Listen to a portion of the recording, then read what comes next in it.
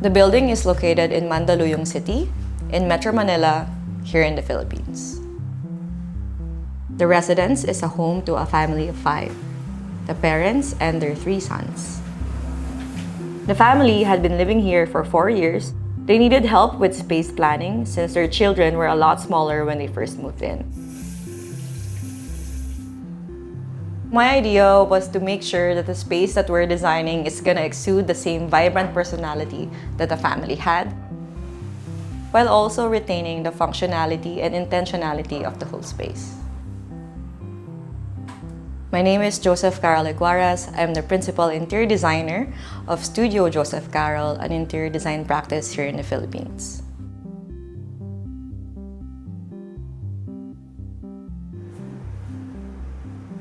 So I know the clients, Timmy and Lester, from the cycling communities. Their bikes themselves, they're very beautiful bikes. They have accent colors of rust, of green, of mustard. So I was inspired by that. Having this neutral plane, but then pops of color here and there. This property has an exceptional location at the center of Metro Manila, which is in close proximity to all the major business centers and popular shopping destinations. What truly sets it apart is that it's the tallest tower in its location, providing an unobstructed view of the skyline. The apartment is 28 square meters. The building was built in 2018. The apartment had an open kitchen, a living and dining area, a bedroom, and a compact bathroom and balcony. We kept the existing floor plan and made changes to most of the placements and positioning. The main thing we added were smarter storage solutions throughout the apartment.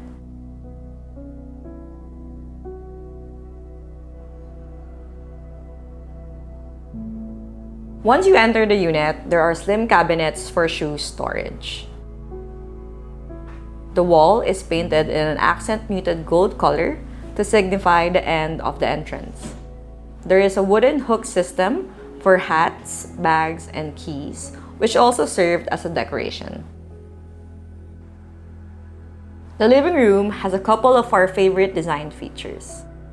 The fluted PVC wooden finish panels serve as a wall accent, juxtaposed with a tall living tree to soften the whole rectangular space. The custom-made sofa and cushions is a multi-purpose piece, which serves as a couch in the day, and it slides out to become a larger bed at night.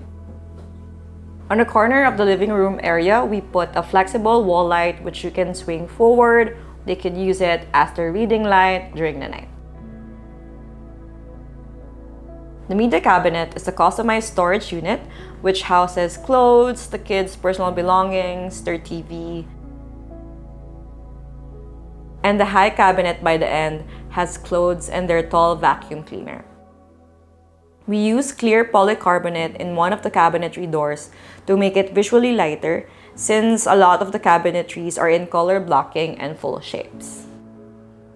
We design cabinetry based on how can we maximize the floor to ceiling height. To make sure that the space doesn't look too cramped, we put a mirror on the side.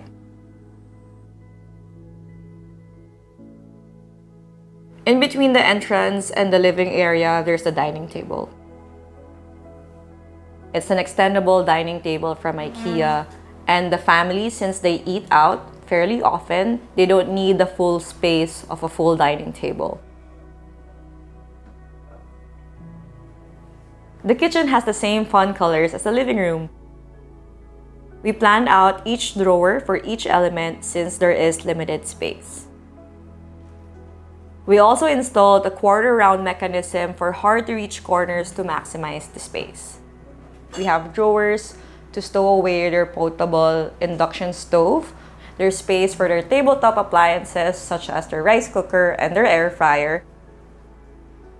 To maintain the overall theme, we chose large, colorful subway tiles, and it's also easier to clean.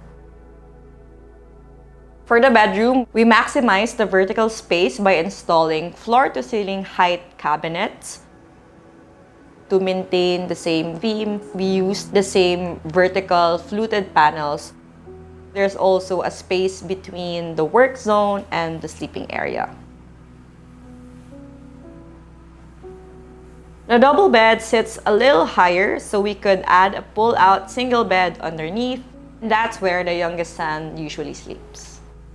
We also added wall lamps by the murals, which they could use as a mood or ambient lighting during the night. The office corner has a floating desk with a mirror backing to reflect the space. Behind it, there's a full-length mirror. When you sit down there, you don't feel the space is too cramped because the reflections bounce off each other.